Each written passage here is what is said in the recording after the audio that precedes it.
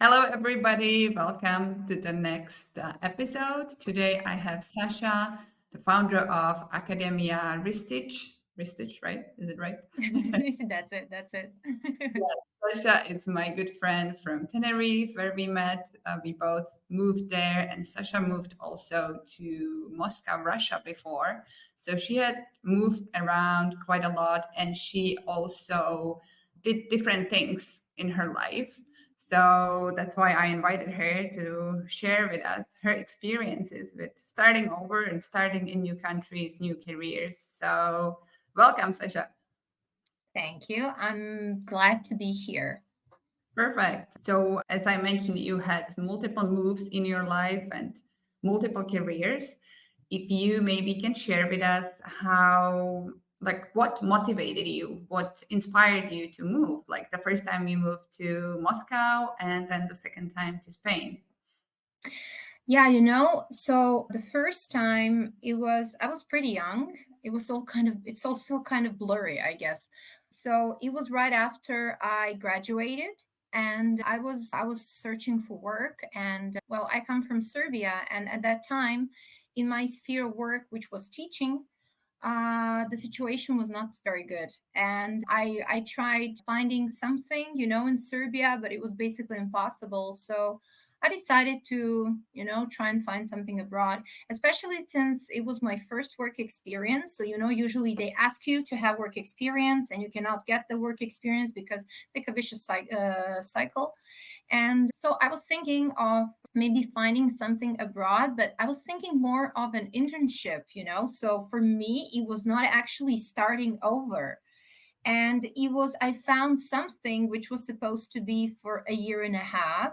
And I was like, oh, okay, this is good. It will give me some experience. It will be easier for me to find something else afterwards in Serbia. But well, I went to Russia and I kind of stayed there, so I accidentally started over. And yeah, so Spain was different. Spain was different because Spain was planned and it was more, I was more aware of what I was doing, especially taking into account my previous experience. So it was better planned out, let's say. Right. I see. That's good.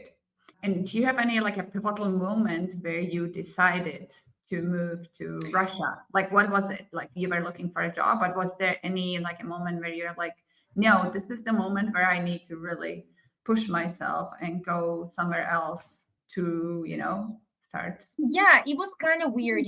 I sent out 750 emails, actually, believe it or not. I did it with a friend of mine. And well, since my CV at that time was like really short, so it didn't take much time, to write it. Mm-hmm. So I sent out 750 CVs in search for work. And I think it was around the time when I got my 20th answer, which was like, thank you, but, and so on. I was kind of, okay, so, I cannot keep getting rejected. I have to do something about it, because I'm not going to be here. There's a cultural moment there as well, because this exactly is one of the reasons why people in Serbia, for example, they live longer with their parents because it's really difficult to find a decent job. I guess the situation is better now. It's been 10 years already. But I didn't want to stay there. I didn't want to live with my parents. I wanted to, have a job. I wanted to, develop, to grow, and so on. So I kind of I was angry. I was really angry at this point, and I was like, okay, that's it. I'm going to find something. Doesn't matter, here or somewhere else, but I'm definitely I'm gonna start working one way or another. Okay. So you were saying you were angry, you didn't want to live with your parents. That was the moment when you decided to go somewhere else to start, Exactly. just be over, but just like starting in a different country, correct? Yeah, that's it. And at that point, I sent out my CV, if I can put it like that, this like short paragraph about me to several countries. There was this Isaac, I think it was called, it's like students program or something like Oh, the that. card. Nice the card. Yes, That was good, they huh? kind of help, they have connections everywhere, so. Right. Mhm.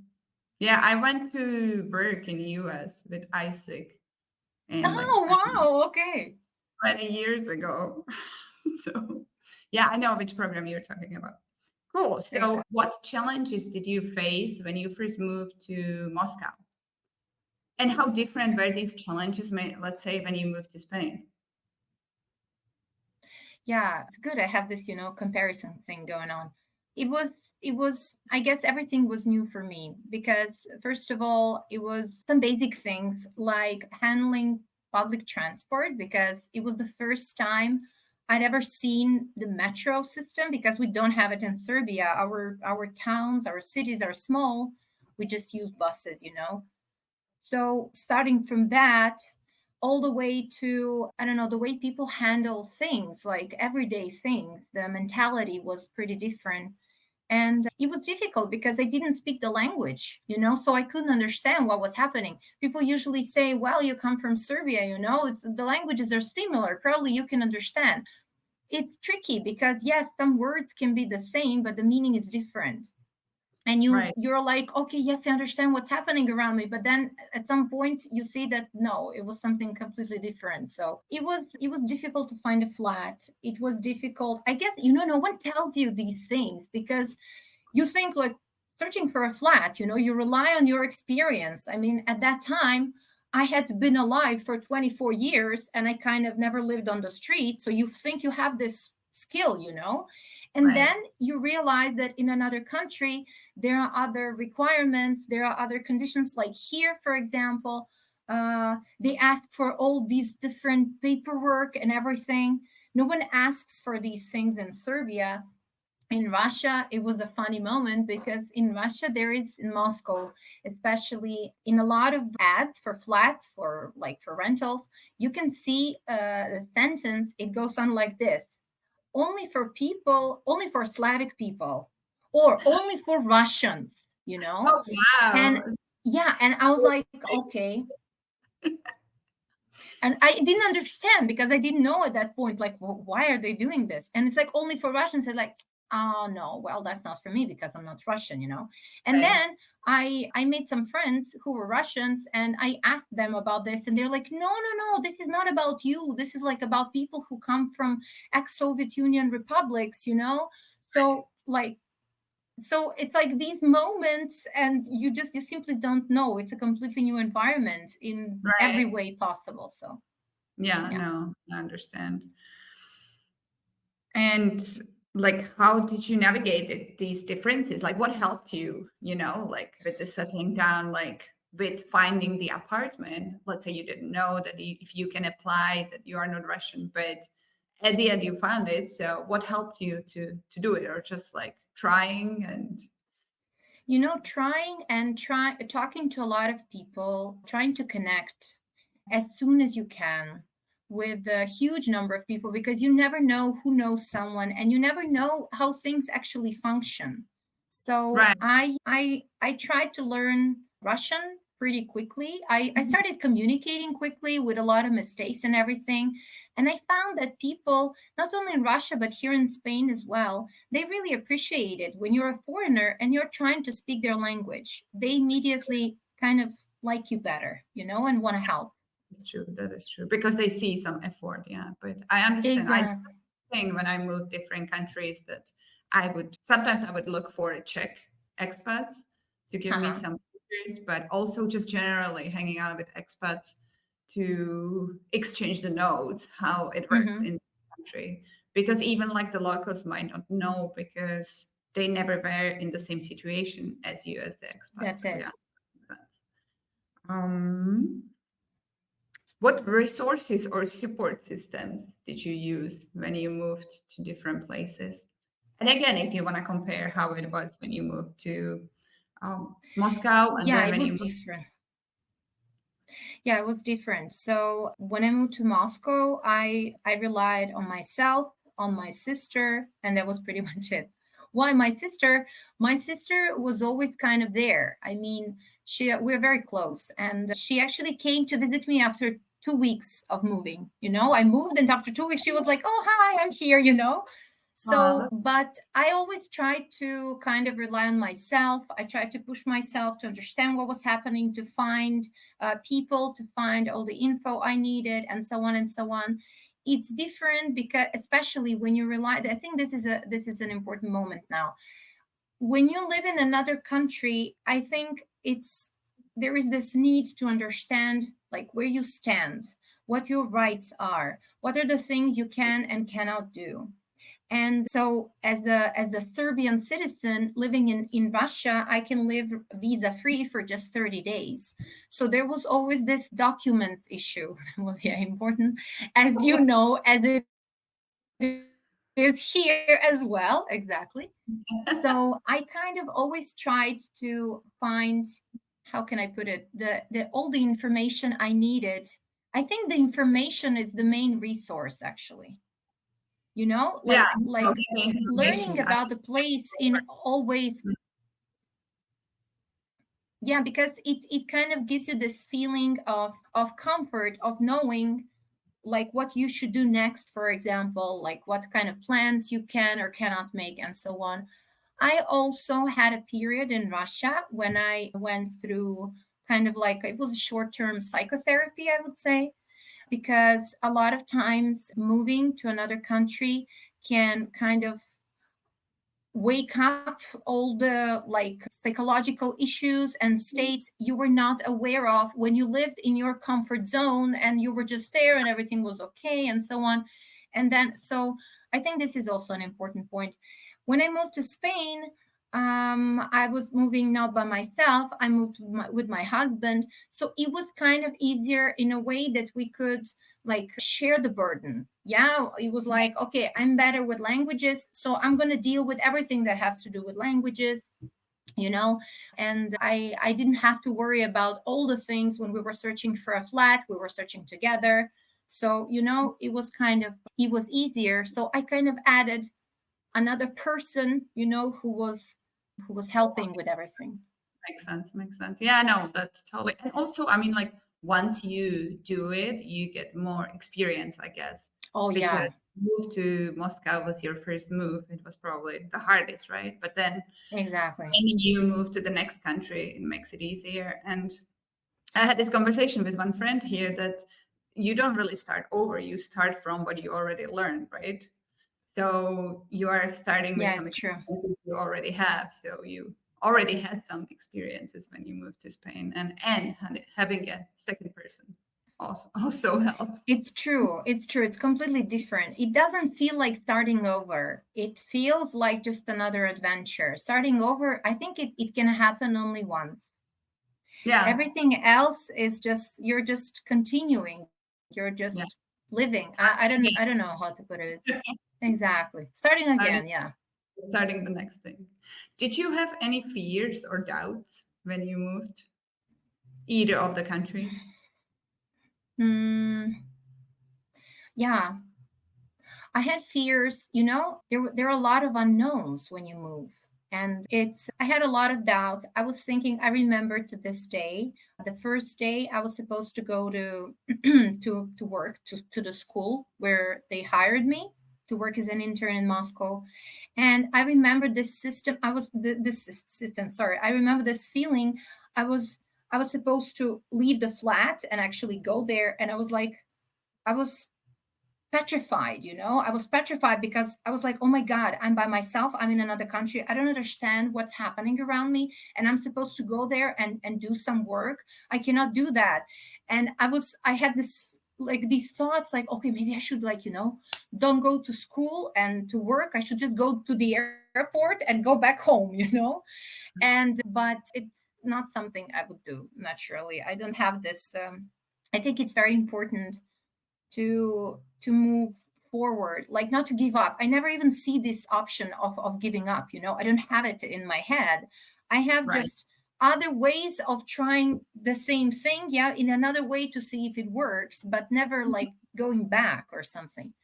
right. So it's scary, but I think that the fear goes away when you start doing things. And actually, Russian language has a very nice saying I want to mention here. It goes something like this: Глаза боятся, руки делают. It's like your eyes are afraid, but your hands are doing the work. Oh, okay. So as long as you are working on it, it's going to Yeah. be okay. The You fear can kind push of goes through. away. Right. Makes That's sense. it. Yeah. The only way is true, I guess. Otherwise, you will never get anywhere. But I think That's it. that's probably the lesson you learn from this whole thing, right? That you just need to push through and keep working on things. Otherwise, you are not gonna go forward, right? That's it. Yeah. Mhm. Yeah, I think it's one of the crucial thing. And I see a lot of people going back. I'm not judging. I understand it can be Going really difficult sometimes. back to their original careers, just like leaving what they started. Exactly. And it's Hmm. okay, it's not for everyone. It's really Hmm. not for everyone. It's like with everything else in life.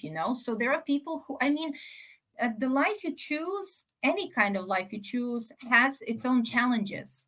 Right? Staying True. put, there are also challenges in staying where you are and dealing with the things, like not starting over. So I think it's important to choose the things that you personally feel comfortable with, and that's it. Yeah. Yeah.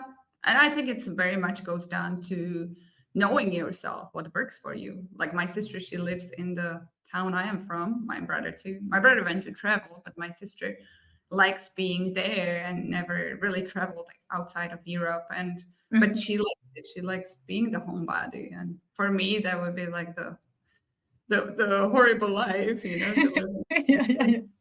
again. Like for her, maybe my lifestyle would be weird. So I know I wanted to say Exactly. that it's very much about like knowing who you are and what you can do and why you are doing it. And this brings me to our next questions. Next question, that what are your skills which helped you to push through, to get going, to not go back to the airport and fly home after. Yeah. Yeah, yeah. I think some like skills of like being introspective in the first place. I think it's so important to actually to dig deep, to look inside. So when you're in another environment, you're doing two things. You're doing two kinds of analysis, if I can put it like this. You need to analyze what's happening on the outside, but you really need to analyze a lot what's happening on the inside. Right. And Mhm. I think that in the end, you kind of realize that you can, like, it's kind of easier to understand what's happening on the outside, to be honest. You know, to this day, like, even here now in Spain, I mean, things are kind of more chilled here. I'm in Tenerife. I mean, it's very far from Moscow. It's still about digging deep. It's still about learning about yourself, because the more you learn in that way, the more prepared you're going to be for anything you want to do tomorrow. And Right. I think it comes down to that, basically. Yeah. Yeah. No, I totally agree. Were there any unexpected opportunities that like presented themselves to you while you were starting in a new country, new career, and how did you seize them? Yeah, there was a very specific situation. So it was in 2016, I think 17, so 2 or 3 years after I moved to Moscow. And the school sent me to teach it was a general director of one small logistics company. And his level was pretty low, was like A2 or something. So you're teaching them, very basic things at this point. Mhm. And it was one-on-one lessons. And he had at that time a teenage daughter whose name was also Sasha. Mhm. And so we kind of started talking about teenagers. He started complaining about not being able to talk to his daughter. She doesn't listen to him anymore, and so on and so on. And at that time, I was doing my master's in psychology. So I was like, every lesson, a little bit, like maybe we would discuss some things and so on and so on. And after several months, he came to another lesson and he was like, oh my God, Sasha, this is incredible. I applied the things we talked about and it really helped. And I can see that now I have like our relationship is changing and so on. So I Oh, was thinking maybe you would like to come and work for me here, because I would like to introduce some changes into the company and so on and so on. And it was perfect for me because it was psychology, was one of my favorite things. So I started working there as a corporate psychologist. The salary was much better, the conditions were much better. I loved it. It didn't last for long though, because the company itself was not really ready for the changes that he wanted to introduce. But Right. to this day, we're still in touch, and with his family as well. And it was an incredible opportunity for me because I never expected anything like that, working as a teacher. So Yeah. yeah, No, so that's there's just always cool. something. Yeah, yeah, yeah. But it's great that you like seize the opportunity, that you are not like, oh no, I don't want to do that because I'm a teacher. I don't want to like, I don't have experience here. And I think these things makes you grow personally very Exactly. much. And I think also these people show up on purpose, from like universe or whatever, that you can try other things and also kind of feel out what you like. But no, that's a cool story. Cool story. Keep your resilience and determination when you move to a different country or even started your own business, like because there are a lot of roadblocks which come, especially if you're starting new career in a different country as well. I realized that we change in a way that sometimes we cannot control. And some things that help you stay determined and resilient and whatnot, they kind of lose their meaning and their power, and you need to search for new ones. And I think it's very important to pay attention, to actually to notice them, to recognize them. What happened to me, which was kind of very unusual. So I've never been a sporty kind of person. I lead a sedentary lifestyle. But here in Tenerife, something changed, and I realized that, for example, adding some form of physical activity, spending time in nature, can give me the same amount of energy and stability that I get from a session with a psychologist, for example. So Mhm. I'm not saying that one should replace the other, but I'm just saying that there are things which we can do by ourselves, which are not always visible, but that can actually add a lot to this pool that we all have, from which we take the resilience, the ideas, and so on and so on. So it's important to keep your eyes open and to always, ask yourself, like, what is it What that do I you need now? How can I stay on the track this time? Yeah, and also probably be open to trying new things, because you might have thought like maybe this is something you should do, but then be like lazy and never do it. But because you were open to going out, doing things, going into nature, going for hikes, that opened up the Yeah. opportunity to experience it and actually like it. No, I like that. That's good. That's true. Do you think it is important to set goals when you move to a different country or start a new career in a different country as well? Okay, I'm going to share a very unpopular opinion now, but I hate goals. I hate goals. And I know that people, when I tell them I hate goals, people are usually, but you're a teacher. Why do you hate goals? Teachers usually say you have to have a goal. I hate goals in a way that I like to have a general goal. Yeah. Yeah, like a vision. And I have a feel. Exactly. So, like, I understand, for example, moving to Spain. Yes, we want to move to Tenerife. Yeah. But everything else, which is more specific in my personal experience, yeah, is just, it's unhelping, if I can put it like that. Because I Right. tend to stick to plans too, like, tightly, and this makes me feel nervous because if something starts going in a different direction, I Mm-hmm. become anxious and worried and so on. So it stops me from actually seeing the opportunities. So Right. if Yeah. you understand what I mean? It's like if Yeah. you Yeah. have this general goal, I want to move to Mhm. Tenerife. Okay, like we want to live in the south, but what if something awesome pops up in the north? Mhm. Why Mhm. Mhm. shouldn't we take that place instead of, I don't know, something which is not so great in the south, and so on. So in that way, I'm not a fan of plans. Yeah. Yeah. And also with goals, you kind of like if you don't achieve them, you can be hard on yourself, and it can stop you from doing what you are doing. And I guess if you are more open, if you have just a general vision and more open to going towards the vision and let I the like exactly. You know, I like goals when we're talking about day-to-day goals. That's right. okay. I Hmm. like waking up and knowing that, okay, today I need to deal with these three, I don't know, five things, for example. They're achievable, they're close, they're easy. I do them. I have a little bit of dopamine released, and I'm like, oh, okay, everything is good with life. I like those goals. The others, like, which are like, the smart goals, and I understand this works in some industries, but in my life, it doesn't work. Right. Okay. And what role did self development and personal growth played in you moving into these other countries? And that's kind of tied back to finding also that you don't like goals, these smart goals, but maybe just like a daily routine goals and just having a vision and being open to opportunities. But like generally, like why do you think moving to a different country could be good for personal growth? Or if it does? To me, it's like equal. These two things are completely equal.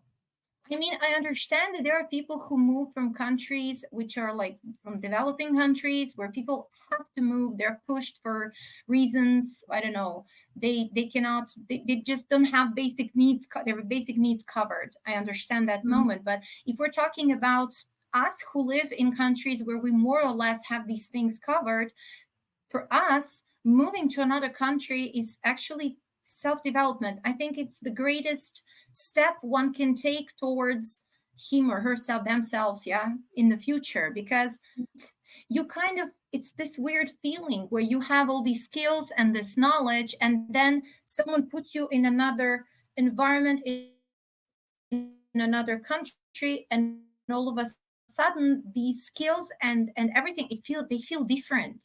It's like they reorganized and restructure Right. themselves, and you start feeling that you can use them differently, that kind of, you have some new tools all of a sudden. And so I think this really has a strong impact on self development in all areas, on career, Yeah, no. like making friends, like in general, actually having a relationship with yourself. Also, you start looking at yourself differently, from another point of view. Yeah, no, totally. I agree. I think I became a better person because I moved to different countries. If I don't think I would be, well, I don't know if I'm a great person, but I think I would be, my personality would be in a way limited if I stayed back in Czech Republic. It helped me really to grow Exactly. to who I am and to grow into a person who I like to be. So I totally agree with you. Can you share some memorable experience from like an experience of achievement from you moving to a different country, starting a new career abroad? Mm, yeah, I'm actually getting my master's diploma. And it was very, first of all, it was unexpected because it was unplanned. Because, as I said previously, I moved not because of studying, I moved because I was searching for a job. And then studying came a bit later. The thing was, this was an achievement mostly because it all happened in a language which was very new to me. Mm, And I remember that it was difficult. It was 2.5 years of working and studying. I don't actually, these 2 years are kind of blurry in my head. I don't remember them that well because I was constantly running from one place to another. And in the free time that I had, I was trying to prepare for my exams, to, I don't know, conduct some experiments. It was interesting, but it was really challenging. And I cried a lot. I want to say that's very normal. I want to say that it's very normal to cry. Sometimes people are like, "No, I'm strong. I'm not going to cry." Oh my god, cry. Sometimes just crying actually helps you feel much better. So, oh, so yeah, so it was complicated. It was in another language, and I was at the same time I was kind of improving my Russian and studying psychology. So I was doing two things at in the same Russian. time Oh, yeah. in Russian. Yeah. So because when I applied, my level was like maybe A2 B1. When I Mhm. finished, when I graduated, I was closer to C1. So I like improved a lot in terms of my language as Mhm. well. Mhm. And yeah, so it was huge. Doesn't Right. matter that I don't really use this diploma now. Like I work as a teacher, but Yeah. I'm very proud of myself for doing Very that. much. I'm proud of you. But I think you can Thank use you. psychology in any daily, encounter with anybody. So I think it's very useful. And Yeah, also useful to understanding yourself, even if it is in absolutely. Yeah, that's true. language. You understand yourself in Russian language. Yeah, that's good. Yeah. How do you define success in like in this context of your new beginning in a different country? I would say just just trying again, Mm-hmm. like not giving up, basically, Right. Mm-hmm. because there are going to be so many things at which you're going to fail. And it's very important to like get up and try again and try Right. again and try again, because it's the only way to succeed. There are no Right. other ways. Yeah, no, of course. Yeah, that's like with everything. That's yeah. I don't think that many people are able to succeed in the first try. And if they did, Exactly. they probably tried something else before. That's true. Looking back, what would you say was the most rewarding part of you moving to Moscow, moving to Spain, starting your own business in Spain? People. Mm, People are the most rewarding part.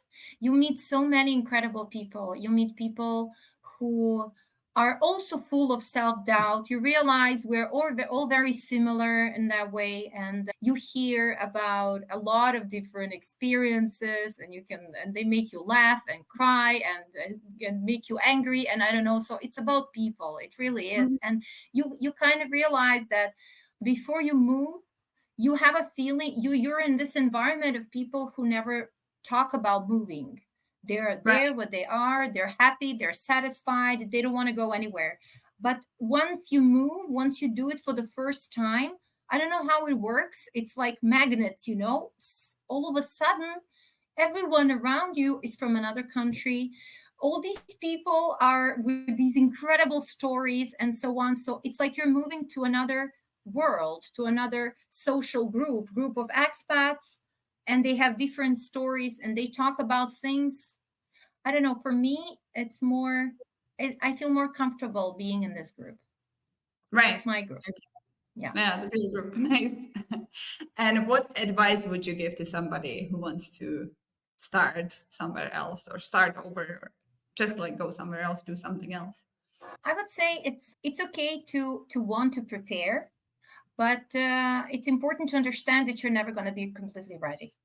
Like Yeah. it's like, you just have to jump into it somehow. I mean, some things you can prepare for, but you cannot Hmm. prepare for everything. So just go for it. Go for it, Right. do it, and you will see. As they say, what was it? There is a very nice saying there. Risking is jumping off a cliff and building your wings on your way down. So Nice. it's Yeah. exactly that. That's moving, that's starting over. You're going Right. to build your wings on the way, and that's Yeah. it. We'll have hopefully we'll have enough time before you fall. Yeah, let's hope so. Nice. Well, thank Exactly. you so much. This was so much fun. I really enjoyed talking to you. Yeah, I enjoyed it as well. Thank you. We talk we talk a lot, but I mean like it's nice to talk about certain subjects. That's really cool. And yeah, what's next for you? Building your business, growing your business? Yeah. I wanna build my business. I don't feel it as a business, as cool. And in, I don't know, a couple of years, I would like to start something offline as well, to have some Hmm. kind of an office, for example, where Hmm. people could gather, talk, learn languages, exchange experiences, and so on. Nice. That's perfect. Well, I wish you all the best for your Thank you. vision. Another plan. Yeah, exactly. That's it. Not a plan. Yeah, another plan, vision. And thank you so much. And yeah, have a great day. Bye. Thank you. See you. Bye.